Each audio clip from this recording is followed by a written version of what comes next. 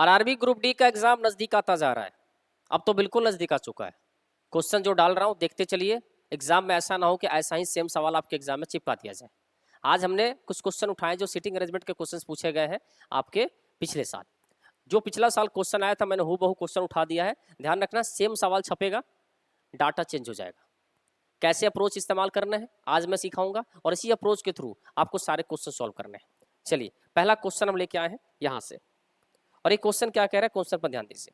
Question कह रहा है कि A B C D W X और वाई एक गोल मेज के परितक केंद्र की ओर अभिमुख होकर बैठे हैं। अच्छा भैया कितने लोग हैं, 2 4 6 और 7, 1 2 3 4 5 6 और 7, 7 लोग बैठे हैं।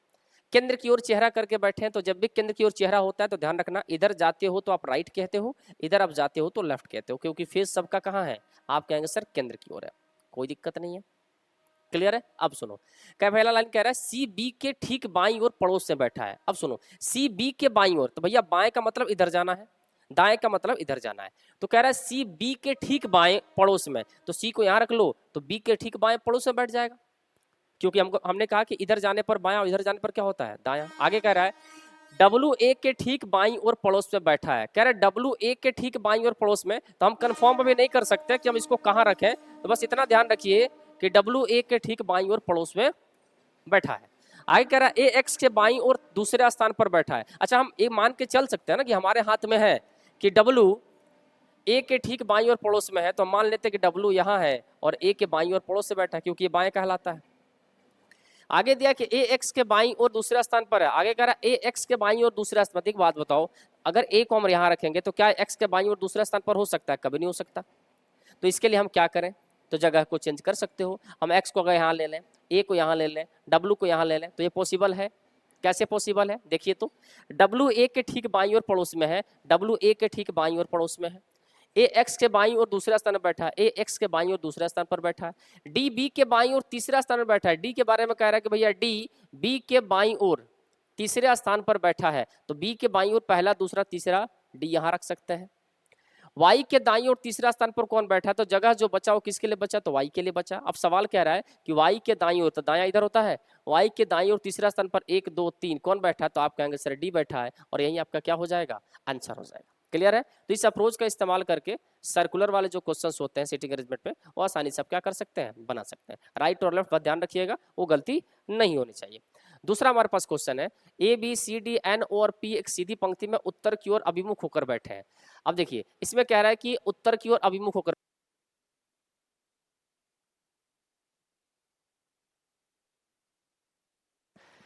A B C D N O और पी एक सीधी पंक्ति में बैठे हैं। 2 4 6 और 7 लोग बैठे हैं, 1 2 3 4 5 6 7, ये आपके 7 लोग बैठे हैं। ये आपका लेफ्ट होता है और ये आपका राइट होता है। लेफ्ट राइट डिसाइड कैसे होता है, तो ये कंफर्म कर दिया कि भैया उत्तर की ओर अभिमुख होकर बैठे हैं, ये ध्यान रखना है।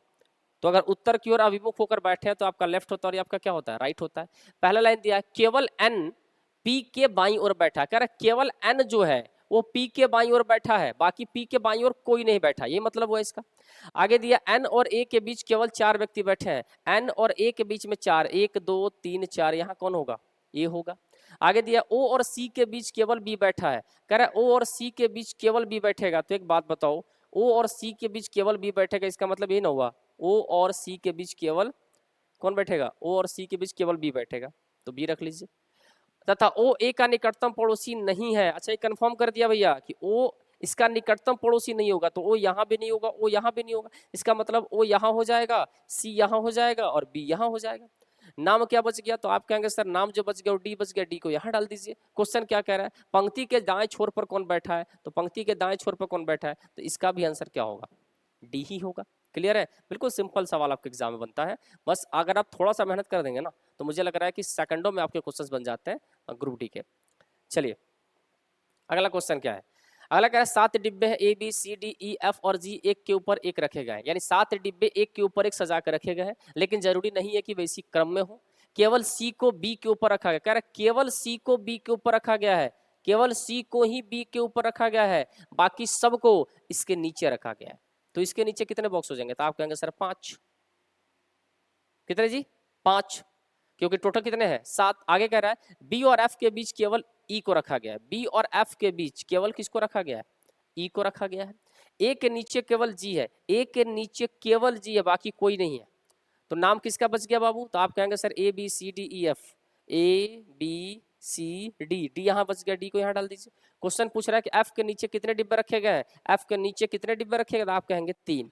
देखिए 3 तरह के क्वेश्चन हो गए, मैंने अलग अलग टाइप सबको दिखाया है। एक हो गया सर्कुलर, एक हो गया पंक्ति वाला, एक हो गया डब्बा को सजाने वाला, है ना। इस तरह के क्वेश्चन आपके एग्जाम में बन रहे हैं। अगला क्वेश्चन देखिए, अगला क्वेश्चन कह रहा है 7 व्यक्ति बी सी डी आई जे के और एल गोल मेज के परितक केंद्र की ओर मुख करके बैठे हैं, फिर केंद्र की ओर बैठे हैं, फिर से 7 लोग हैं, ठीक है। सबका फेस किधर है, तो आप कहेंगे सर केंद्र की ओर है, ठीक है। आगे कह रहा है के एल के बाएं तीसरे स्थान पर बैठा है, के बाद देखिए आपका लेफ्ट होता है आपको पता है, और ये आपका राइट होता है ये भी आपको पता है। क्वेश्चन कह रहा है के एल के बाएं तीसरा स्थान पर, के एल के बाएं पहला दूसरा तीसरा, यहाँ को के बैठा दीजिए जो एल के बाएं तीसरा स्थान पर बैठा है, ठीक है। आगे कह रहा है आई एल के ठीक बाएं पड़ोस में बैठा, आई एल के ठीक बाएं पड़ोस में, तो आई को एल के ठीक बाएं पड़ोस में बैठा दो, यहाँ हो जाएगा। डी जे के ठीक बाएं पड़ोस में बैठा है, डी के बारे में कह रहा है कि जे के ठीक बाएं पड़ोस में बैठा है, डी जे के ठीक बाएं पड़ोस में बैठा है, ये दोनों जब बैठेंगे तो साथ बैठेंगे, तो इनकी पॉसिबिलिटी यहाँ भी बन सकती है, इनकी पॉसिबिलिटी यहाँ बन सकती है, कंफर्म अभी नहीं है, तो इसको साइड में रखिए। आगे जे सी के बाएं दूसरा स्थान पर बैठा है, कह रहा है जे सी के बाएं दूसरे स्थान पर बैठा है बाबू, तो जे सी के बाएं दूसरे स्थान पर कब बैठेगा, जब हम जे को यहाँ भी बैठा सकते तो सी को यहाँ बैठा सकते थे, कंफर्म नहीं कर सकते अभी। अब डाउट हो गया यहाँ पर इस क्वेश्चन में कि कैसे इसको सजाया जाए, आपके हाथ में, तो यहाँ पर आपको जगह को चूज करके रखना पड़ेगा, नहीं सेट करेगा तो वहां से आपको चेंज भी करना होगा, है ना। थोड़ा सा टेढ़ा क्वेश्चन हो गया ये, तो चलिए यहाँ से यहाँ तक तो हमने कर लिया है कि आई एल के ठीक बाएं पड़ोस में बैठा। आगे दिया है डी जे के ठीक बाएं पड़ोस से बैठा है, डी को जे के ठीक बाएं पड़ोस से बैठाने का मतलब है कि अगर हम डी को जे के ठीक बाएं पड़ोस से बैठाते हैं, यानी यहाँ डी को रख लेते हैं और यहाँ जे को रख लेते हैं, तो देखिए डी जे के ठीक बाएं पड़ोस में हो गया। आगे दिया है जे सी के बाएं दूसरा स्थान पर बैठेगा, जे सी के बाएं दूसरा स्थान पर 1 और 2, बिल्कुल सटीक है। लास्ट में जगह क्या बच गया किसके लिए, तो आप कहेंगे सर बी के लिए। क्वेश्चन क्या पूछा है, बी के दाएं तीसरा स्थान पर कौन बैठा है, तो बी के दाएं तीसरा स्थान पर कौन बैठा, तो आप कहेंगे सर डी यानी के बैठा है। क्लियर है। तो कुछ ऐसे सवाल आएंगे जहां आपको रख के चेक करना होगा, नहीं होगा तो फिर जगह बदलना भी पड़ता है। अगला क्वेश्चन देखिए, फिर से उत्तर की ओर फेस करके क्वेश्चन आ गया है, correct A B C D E F और जी एक पंक्ति में उत्तर की ओर 1 2 3 4 5 6 7, बाबू ये लेफ्ट है, ये हमारा क्या है राइट है। 7 व्यक्ति हैं A B C D E F और जी एक पंक्ति में उत्तर की ओर अभिमुख होकर बैठे हैं। ई के दाईं ओर केवल एक व्यक्ति बैठा है, कह रहा है ई के दाईं ओर केवल एक व्यक्ति, इससे ज्यादा नहीं। जी और ई के बीच केवल 3 व्यक्ति, जी और ई के बीच केवल 3 व्यक्ति, 3 व्यक्ति। ए और डी के बीच केवल 3 व्यक्ति बैठे हैं जिनमें से कोई भी बाएं छोर पर नहीं बैठा। यहाँ दिया है कि ए और डी के बीच केवल 3 व्यक्ति बैठे हैं, उसी में भी कह रहा है जिनमें से कोई भी बाएं छोर पर नहीं बैठा है। अच्छा, इनमें से कोई भी बाएं छोर पर नहीं बैठेगा, ध्यान रखना, और इस प्रकार से सजाना है। तो सजाने का मतलब है कि आप यहां रख सकते हैं, बाएं छोर पर नहीं रखना है, दाएं छोर पर तो नहीं सकता है। तो ए और डी के बीच में 3 लोगों को रखना है, लेकिन ए बाएं है कि डी दाएं है ये पता नहीं था, बस इतना दिया था कि ए और डी के बीच में केवल 3 व्यक्ति बैठे हैं जिसमें कोई भी बाएं छोर पर नहीं बैठा है। आगे दिया सी के ठीक दाईं ओर पड़ोस में एफ बैठा है, कह रहा है सी के ठीक दाईं ओर पड़ोस में एफ बैठा, तो यही जगह इसके लिए खाली, दूसरा जगह तो खाली है नहीं। ए और बी के बीच केवल एक व्यक्ति बैठा, अब कह रहा है ए और बी के बीच केवल एक व्यक्ति बैठा। तो एक बात बताइए, अगर इस वाले ए को लेंगे तो या क्या यहाँ बी को बैठा के हम बीच में एक रख सकते हैं, नहीं, तो यहाँ ए को हम नहीं ले सकते, यहाँ डी बैठेगा। और यहाँ ए ले लेंगे, जैसे ए ले लेंगे तो ए और बी के बीच में कितना लोग बैठ जाएगा, एक आदमी बैठ जाएगा। कह रहा है सी के बाईं और दूसरे स्थान पर कौन बैठा है, सी के बाईं और दूसरे स्थान पर कौन बैठा है, जी, जो ऑप्शन नंबर डी में है। क्लियर है।